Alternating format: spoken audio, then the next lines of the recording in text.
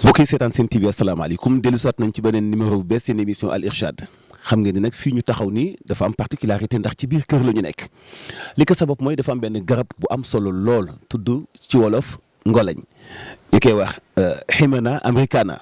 mooy nom scientifique bi parce que garab bi dafa bari lool turam lu ñu koy jëfandikoo fan yi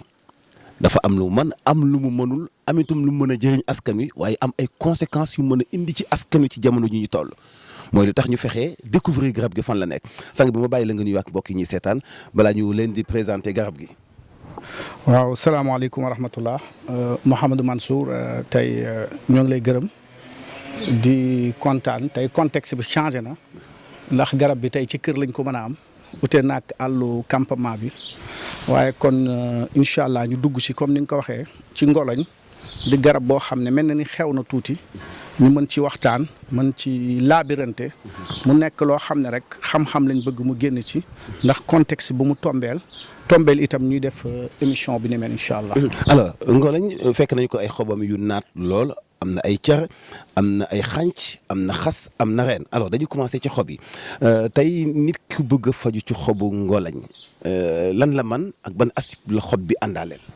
waaw Mouhamadou Mansour ngolañ comme ni nga ko waxee di Himena americana da nga njëkkee ci xob bi parce que xob bi moom lim mën bari na parce que garab bi dafay antibactérien mais li mu gën a mën analgésique la antipyrétique la c'est-à-dire garab bi ci wàllu douleur la gën a mën rawatina ay xobam mais li mu mën a faj mooy météorisme intestinal wala abdominal maanaam biir boo xam ne dafa bëri gaz moom dafay dindi gaz bu bëri boobu excès de gaz bi nekk ci biiru nit ki mais en même temps dafa baax ci luñ naan hémoglobinurine mooy nit koo xam ne day xëy suba di saw mi di génn deret suy naan garab bi mais naka parce que il faut que tam ma taxawaat foofu bëgguma tey ñu doy garab yoo xam ne buñ si waxtaanee wala balaa ñu sori damay avertir nit ñi ne conseil wu ma kenn mu jël ko waxoon naa la ko ci garab bi ñu doon waxtaan te moom acide formique bii dafa am benn acide bu ci nekk bu tudd acide cyanhydrique acide la boo xam ne dafa toxique te toxicité am dafa jéggi dayoo su fekkee ne yaa ngi utiliser garab bi déjà garab bi ayul baax na antiviral la mais du antiviral bu puissant surtout sur les maladies d'infection pulmonaire maanaam feebar yi nga xam ni dañ nekk infection pulmonaire garab gi mënu ci dara lu bari baax na ci angine poitrine mais pas infection pulmonaire ndax infection pulmonaire dafa am lu muy jàpp mooy en général dafay jàpp ci poumon yi lu ñu naan les alvéoles pulmonaires moo tax garab bi am na ñu ko yàgg nañ koy fajee Covid c'est impossible ñun génn nañ ci yeneen émission garab bi nga xam ni mooy le meilleur médicament nga xam ne joxe nañ ko Europe joxe nañ ko Sénégal fii mu def des preuves ci Covid boo xam ne mettiwul aggravé wul ak ci koo xamante ne mooy Covid boo xam ne dafa asymptomatique ak Covid boo xamante ni nii nit ki dal wala prévention ci Covid muy Verno 24. Verno 24 waxtaan nañ ci les résultats sont là dugal nañ ko laboratoire ñu ngi koy étudier ci ay nan la ñuy dimbalee ci mu faj Covid bi parce que essayé nañ ko sur plus de 150 patients mu réussir ci ay mag ci ay catégorie d'âge yu wuute. li tax ma la garab bi angine poitrine bokkut ak infection pulmonaire ba tey mais en même temps aussi garab bi comme ni ma la ko waxee antibactérien la mais lu mu gën a mën analgésique la fébrifuge la c'est-à-dire dafay wàccee température wala nga am ay maux de tête te nan la koy wàccee par exemple bu dee sa tànk day metti par exemple kii xob bi bu dee sa ndigg day metti nga jël xob bi nga fermenté ko nga nëbal ko ba mu nëb nga diw ko ci ndigg luy metti li dana ko dindi léegi nag infection pulmonaire mooy pneumonie lan moo koy waral en général mooy c'est des bactéries comme yan xeetu bactéries mooy tey ay bactéries yoo xamante ne ni comme ay virus par exemple di nga gis ay virus yoo xamante ne ni mooy indi grippe virus yooyee en général mooy joxe lu ñu naan pneumonie wala infection respiratoire comme Covid bi bu jàppee nit daf koy jox infection respiratoire mu am pneumonie léegi nag pneumonie boobu lan lay waral mooy tax nit ki taux bi muy noyyee ci ngelaw taux d'oxygénation bi dafay wàññeeku par exemple su fekkee ni nit ki moo ngi utiliser garab bi ak acide bi ci nekk itam dafay empêcher nit ki c'est-à-dire garab bi dafay joxe mooy acide bi ci nekk dafay joxe lu ñu naan anoxie c'est-à-dire baatu grec la absence d'oxygène ci ay poumons c'est-à-dire ku koy naan da ngay am lu ñu naan anoxie cérébrale c'est-à-dire da ngay jekki-jekki ba mu yàgg nit ki xol bi taxaw yuur gi dootul am ngelaw moo tax c'est dangereux nga ne garab gi day faj Covid parce que garab gi Covid dafa soxla poumons yi les alvéoles pulmonaires ibbeeku am assez d'air am assez d'oxygène su fekkee ni garab bi nga xam ne dafa la war a faj moom ci boppam dafa lay jox anoxie c'est-à-dire dafay ku koy naan rek ndax acide bi si nekk acide cyanhydrique bi daf lay empêcher dafay tax nit ki du mën a am noyyi bu baax parce que anoxie bi muy joxe c'est-à-dire dafay joxe taux nit ci ngelaw ci yaramam daf koy wàññi fatt ko jox ko luñ naan anoxie cérébrale jël yuur gi ngelaw li ci war a am oxygène bi war a jaar ci deret gi dootu ko am moo tax garab bi dafa dangereux déjà nga koy fajee Covid nga koy fajee infection pulmonaire parce que dafay empêcher nit ki ci poumon yi mu mën a noyyi normal donc c'est contradictoire lan mooy infection pulmonaire pour nit ñi gën a comprendre infection pulmonaire nit comme garab gi poumon la jàppee ko poumon lii mooy trachée yi c'est le tronc garab gi lii mooy mooy tronc bi soo gisee doomu aadama itam lii nit daf ko am muy lan trachée bi mooy jël ngelaw li air bi oxygène bi yóbbu ko fan daf koy yóbbu ci branches yi c'est les branches gis nga am nga tronc am nga trachée ci nit ki am nga branche fii am nga des branches pulmonaires léegi nag trachée bi su jëlee ngelaw yi daf koy jox branche yi nga xam ni ñoo nekk ci poumon yi mu jàll foofu bu jàllee ci branche yi kii am na branche mais ci biir branche yi am nga ay branches yu ndaw poumon bi itam dafay avant ngay ñëw ci xob bi nit poumon trachée la branche muy branche bi bronchiole muy branche yu ndaw yi bronchiole yooyu ñooy jël ngelaw li yóbbu ko ci les alvéoles pulmonaires muy les tiges et les feuilles les alvéoles pulmonaires comme nii la mel nii la alvéole mel c'est-à-dire en réalité nit ak garab dañoo am une relation extraordinaire que seulement un doué d'esprit peut comprendre parce que c'est extraordinaire je te dis toujours que c'est l'art de penser l'art de composer les plantes l'art d'aimer les plantes c'est-à-dire boo xoolee lii mooy alvéole wax naa la trachée bi mooy xëcc ngelaw bi jox ko branche yi mu les branches jox ko bronchiole yi muy branche yi ndaw yi jox ko les alvéoles pulmonaires loolu mooy soo xoolee anatomie diggante poumon nit les poumons les alvéoles et tout alvéoles pulmonaires yooyu dañuy jouer rôle bu am solo nit ki su fekkee Covid bi daf ko dugg lan lay attaquer les alvéoles pulmonaires yooyu nga xam ni ñoom marché Ndiobantay la marché Sandaga la ci naka parce que fa la ñuy luuma diggante oxygène bi ci diggante alvéoles yi ak oxygène de l'air buy dugg ci deret gi di jógewaat ci deret gi di jaaraat ci alvéole bi mu def ko CO2 muy dioxygène c'est-à-dire dioxygène bi day dem day ñëw ci alvéole pour jaar ci deret ji mu génnewaat ko ci dioxyde de carbone muy CO2 mu génnaat ci air bi garab gi noyyi ko donc garab gi déjà suñu relation garab day ñëwaat foofu mais ce qui m'intéresse léegi nag su fekkee da nga am infection pulmonaire su fekkee nit ki dafa am pneumonie grippe rek koy joxe Covid bi loolu rek lay def dafay infecté alvéole yooyu nga xam ni këll la mbattu la ni ndaal amee mbattu pour récupérer noonu la nekkee ci cat ya bronchioles yaa ngi nii c'est extraordinaire ni nga koy gisee nii nga xam ni les bronchioles noonu lay génnee fii tóor-tóor yeeg yooyu mu nekk benn mbir air bi nekk ci noonu lay jëlaatee nag infection bi loolu lay infecté bu ko defee lan mooy am sa taux d'oxygène day wàññeeku. ok poumon bi doo am assez d'oxygène pour mën a dund parce que maa ngi lay fàttali ne la nit dafa am lu muy dundee du ceeb de du dëwliñ du ndawal du suukar lan la nit di dundee oxygène noyyi ngelaw yow bis bu set di nga noyyi ak ñun 20 junni yoon ak ñaar ci ay noyyi ak i nokki saa yu ma noyyee xëcc naa ci oxygène bi lu tollook 4 litres jàpp 5 litres ci nokki oxygène nga xam ne nit ki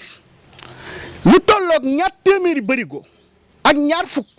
ci bis bi ci litre ci ay ngelaw loolu la soxla pour dund 200 bërigo ak 20 ci ay ngelaw ci oxygène lay dundee nit mën na toog ay fan du lekk mën na toog bisub lëmb du naan waaye mënta toog 2 minutes du noyyi te du noyyi donc li tax feebar bi garaaw li gën a vital ci nit li gën a intéressant ci nit moom lay téye muy ngelaw moo tax subhanallah soo gisee yàlla ni mu amee doole tey boo doon jënd oxygène ci lu tollook 400 ak 20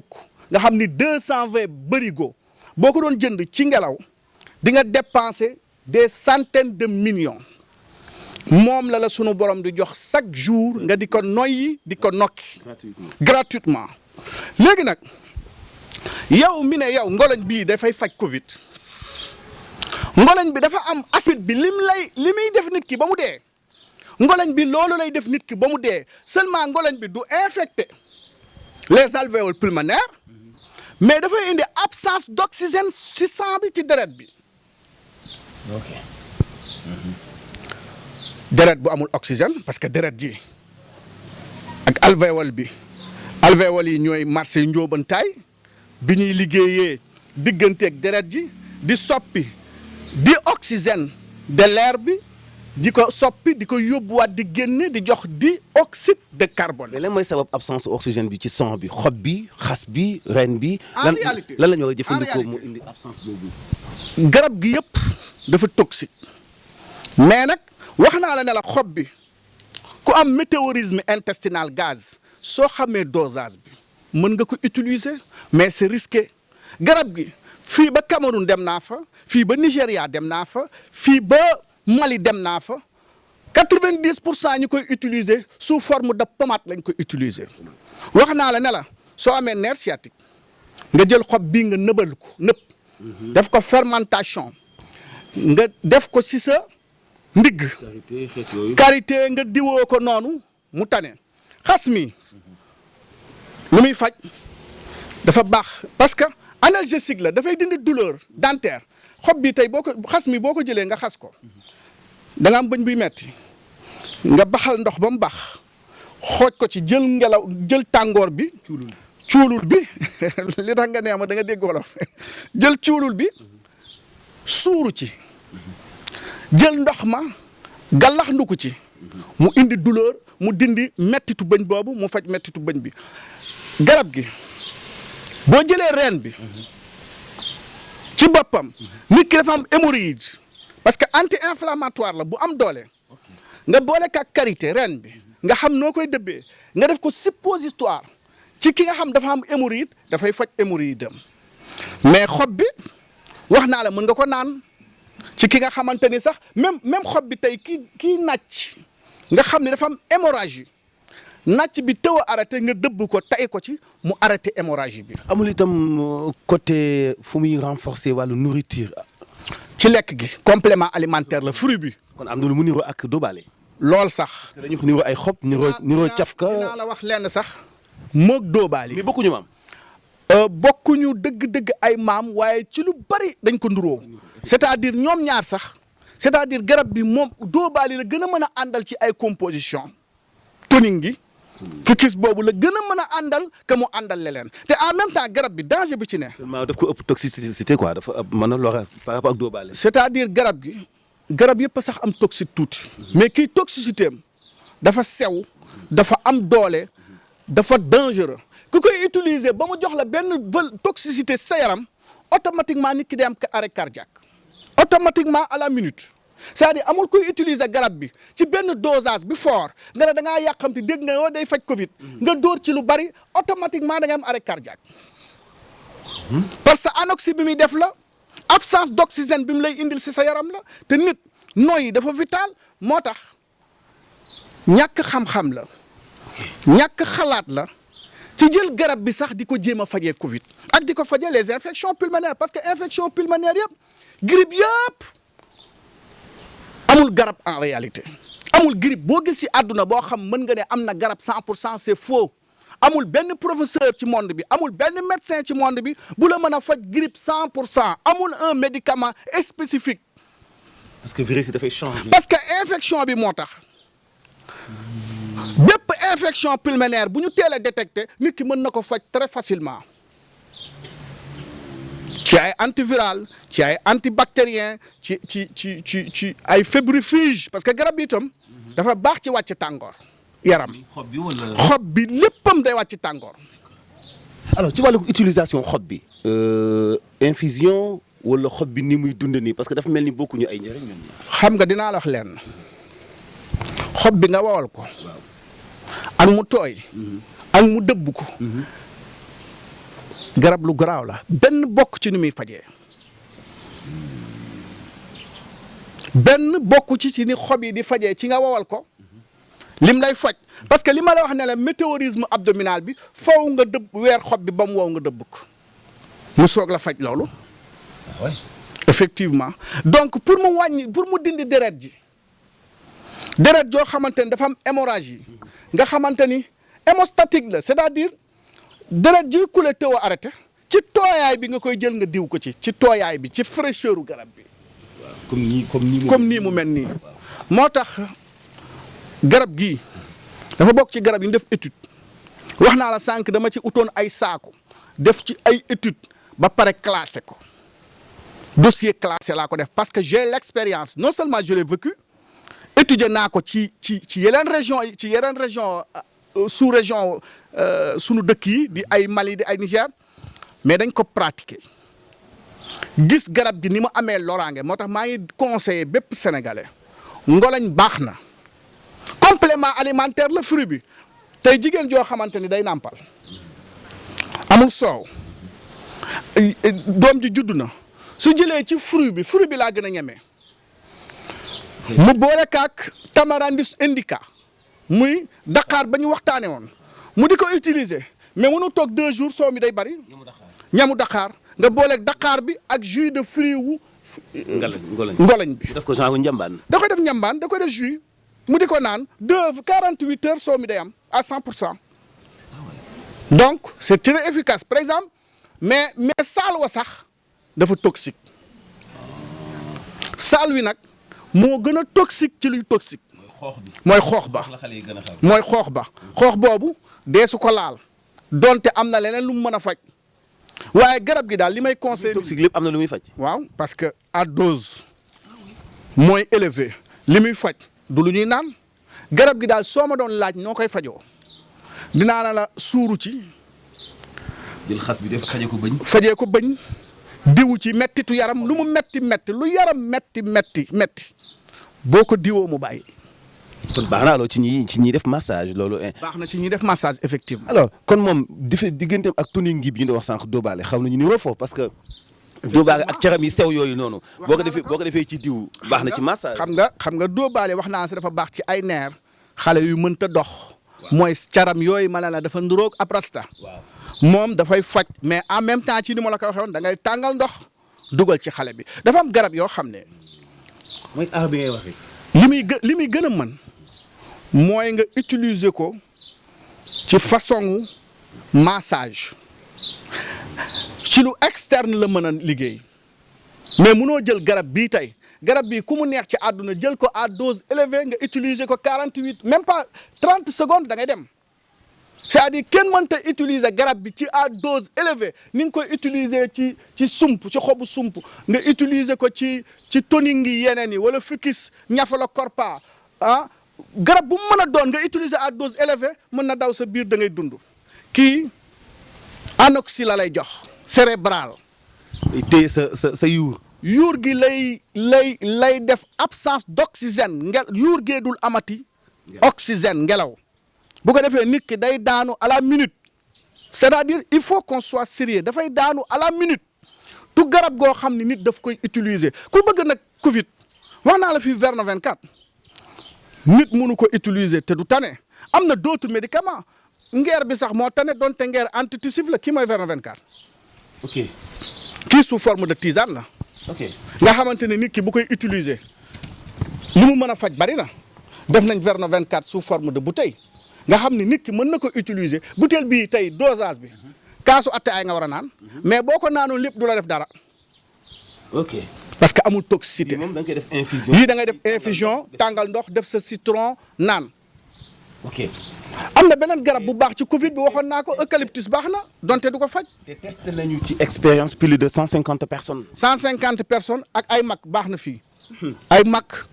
ay xale ay góor ay jigéen ñoom ñooy affirmer bind mais ñu nekk ci secteur santé bi sax ñoo xamante ni actuellement jël nañ garab bi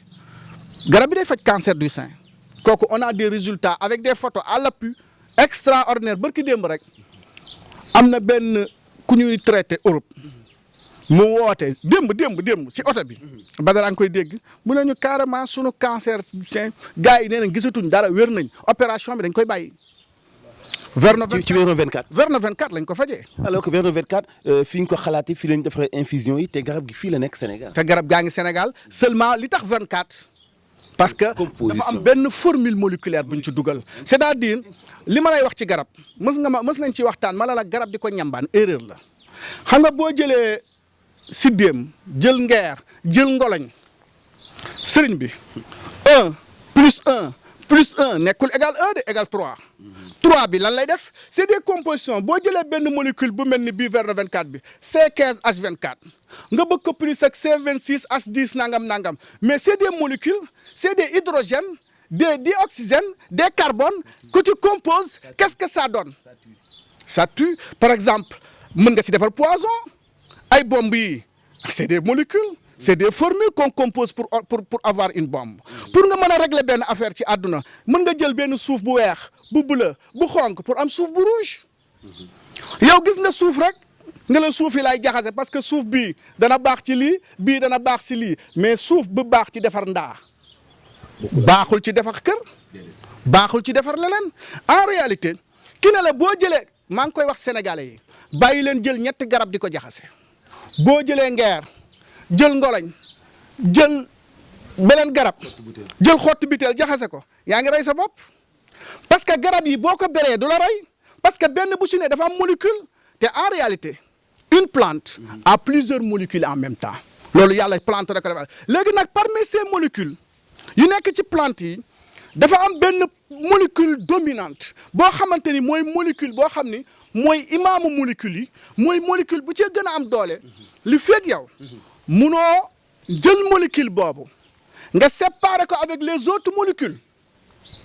nga génne molécule bi nga xamante ni exactement par exemple si on te dit le C15H24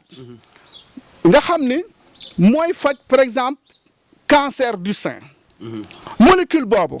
déjà foo nga étudier ko ban partie la ëpp ci xob bi ci xas mi ci nangam ça c'est un mais ci biir ci fi mu nekk am na yeneen molécules yi si nekkaale il faut que nga isoler molécule boobu ak yeneen molécules yi d'abord nga récupérer molécule bi xool ossature molécule bi xool molécule bi nan la mel ak nan lay doon mën a toucher sa cible. pour nga mën a nag yam sa cible boo amee xam-xamu garab bu xóot ni ma la waxee garab nit la du nit mais on a une relation extraordinaire parce que garab gi wax naa la garab gi gis nga poumon bi ma la ko defal par exemple une plante n'a pas besoin de marcher pour chercher sa nourriture alors que l'homme a besoin de marcher pour chercher sa nourriture li tax parce que kii fi mu toog lay toog xëcc jant bi à travers verte bi chlorophylle bi su ko xëccee mu transformer l'énergie solaire en énergie chimique fii ci racine bi commencé ci racine bi daal di dundal daal di lay jox nit nag dafay uti même buy noyyi dafay xëcc foo mu uti lu mu noyyi foo mu uti lu mu lekk pour mën a dund moo tax il faut comprendre d'abord la plante il faut avoir une science approfondie de la plante il faut avoir l'expérience de la plante am na leneen loo xam ne nag may yàlla la yàlla dana may nit ci garab man ma wax la fan laa xamee plante ci turu yàlla li ma lay wax sànq fii ci diggante trachet bi ak tronc bi ak bronche yi ak branche yi ak bronchiole yi ak branche tige yi ak alvéole yi ak tóortóor yi nekkul ci téere di amul benn professeur bu ko mën a génne ci kaw suuf ci turu yàlla parce que xam nañ ni mooy almuhayminu xam nañ ni mooy xaabidu xam nga atum ren fan lañ jëm xam nga daaw ñoo ngi woon ci xëhëru xaabit xam nga mooy lan mooy kuy aji ngëp ki dañ ne fenn 2021 day neex lool te xaabit la ren ay restriction la yàlla mooy contrôler yàlla mooy contrôler dafay am restriction yëf yi pour yëgal nit ñi moom moo ngi fi day kii day moo tax ma profitoo ci il contrôle la situation après avoir surveillé l'étendue des planètes mooy almuhayminu mooy alqahaaru gannaaw bi mu defee domination ci Covid bi def na domination mooy alalimu xam na lépp gis na leen léegi nag xaabit léegi lépp teel na ko boppam amul tubaab bu mën a muus ba raw moo xam lu ñu programmé la. kon maanaam boo ko contextualiser daaw ak ren ñi foog ni xaabit baa ngi ci ñoom ba ñu téye adduna bi. dafa saxal lu leen neex 2021 man maa la wax lii. ñu foog ni ñu am xam-xam bay contrôler lépp alim day ñëw ñetteel bi ban la. mooy fataaxu. al fataaxu. dafa ibbi. kon ku ko gëm mën nga mucc ci bépp. ren ñi gëm yàlla. ren ñi jaamu yàlla incha allah ci 2021 bi. at mi seen at la. ñi ko jaamuwul nag